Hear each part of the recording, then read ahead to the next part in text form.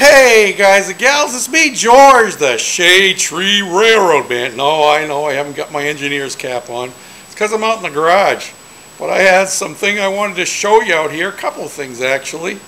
I answered an ad on Craigslist, and with the help of a very kind gentleman, I was given, and I will be the third or fourth owner, a 20-foot by 40-foot model railroad train layout.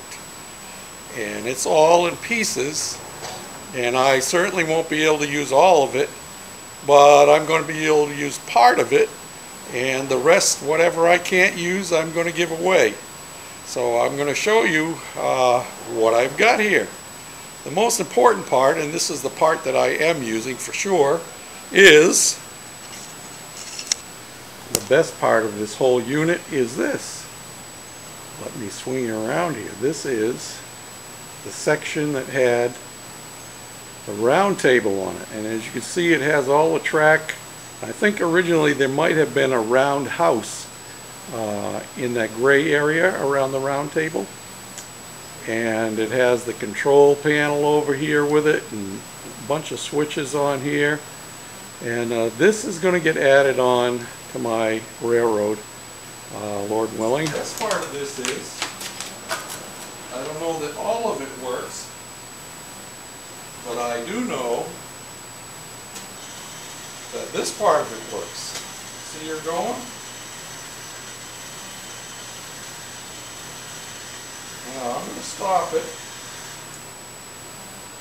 The best thing is, whoops, I can change directions here. And it has a rheostat on the controller so that it actually picks out the appropriate number of track. And my hands are here, not on the controllers. You watch. Watch it now. There it is. See that? Just before it gets to the track number that is selected by the rheostat, it slows down a little bit and lines itself right up with the track. So you can take your engine and you drive it on here, and then once you've got it on here, you push the button again. Come on, girl. It's going to bring her on back around.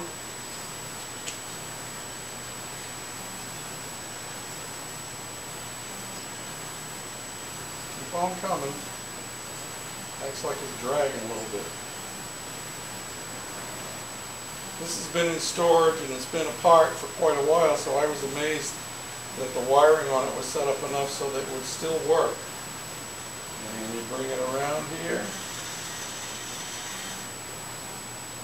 and you stop it at whichever of these three tracks, and I'm not sure, I haven't figured out all the numbers, but you get access on and off of it.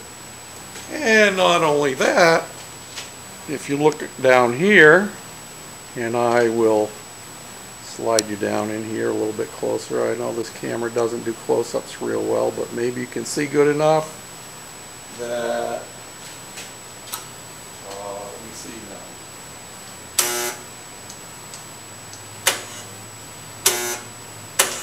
Electrified switches, huh? How's that? Is that cool or what? Yeah. So this unit is somehow going to get incorporated into my layout, and yeah, it's going to add on quite a bit because this thing is over 9 feet long from this end right here down to the far end beyond the controller, and it's more than 4 feet wide at its point here, from in here to the other side of the round table. So it's going to take some finagling, but we're going to get her down there. And I wish some of you guys live closer that do railroading that I follow, because I have a section here, and you can see some of the layout work got destroyed in the process, but here's a neat part that went around it. I think that was an access hole there. Got a road in here, and it's got a swimming pool in it. It's already got the grass down.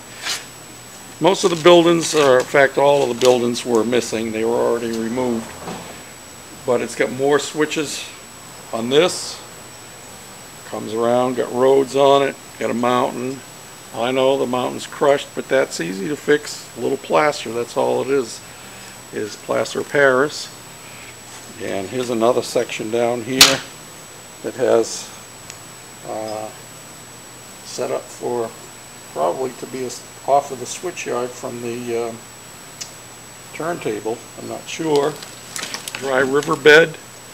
And there's another piece there that obviously has at least 3 switches on it. You can see the switch motors are still there and intact. I have another section over here with a big curve on it. And this has several switches on it. Obviously had some buildings, and that's set up like a parking lot or something there.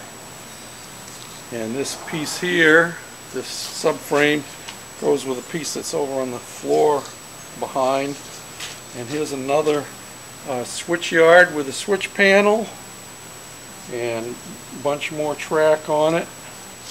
And there's another piece back in there with more switches on it and all the framework.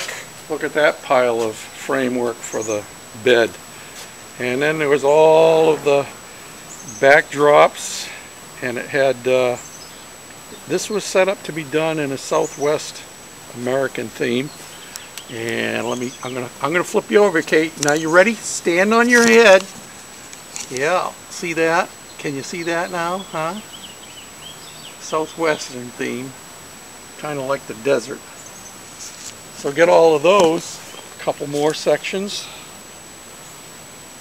with track, switches. This one has a river on it, and because it had been moved several times from one guy's garage to another guy's garage, it's getting a little bit worse for the wear.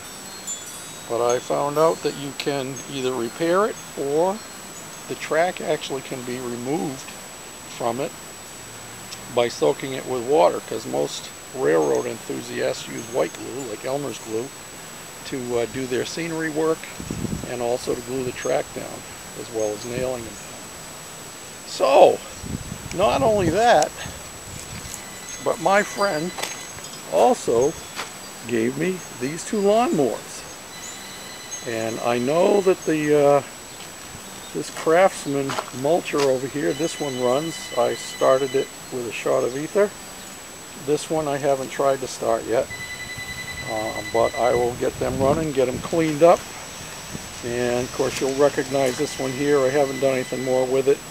It may end up as a donor motor. The motor is good, but the deck is kind of and the front wheel drive isn't the best. So yeah, so yeah, my garage is getting trashed. I mean, I get all this stuff taken. I can't park my truck in there, which doesn't matter too much because my son is borrowing my truck while I'm fixing the Toyota. But I can't park my PT Cruiser in here because I got this in here while I'm working on it. I can't seem to win. So, well, there you have it. And I wanted to say one more thing, and I don't think my friend will mind if I mention his name. The gentleman who gave this to me, his name is Ron Kurtz. And because he was so generous, when I get this set up on my layout, this round table is going to be located in Kurtzville.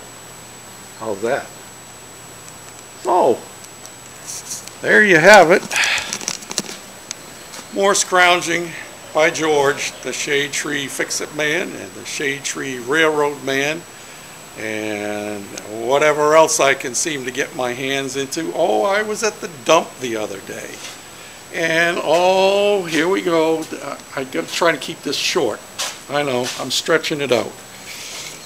I came up with a bunch of stuff And I don't even know if you're going to be able to see this stuff. They're farm parts and electrical cables, and where's some of the other ones? Oh, down in here, a couple of discs, and even the front door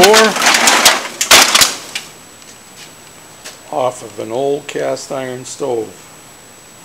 And I got some yard art boiling around in my brain. And, well, I get so many projects going. I'm busier than a 1-ounce paper hanger. So until next time, this is George, the Shade Tree Fix-It Man, saying in Minnesota, rust is normal. We don't have to make it rust, and we don't have to add it to our vehicles. It's just normal. You know what I mean? Thanks for watching. Bye now.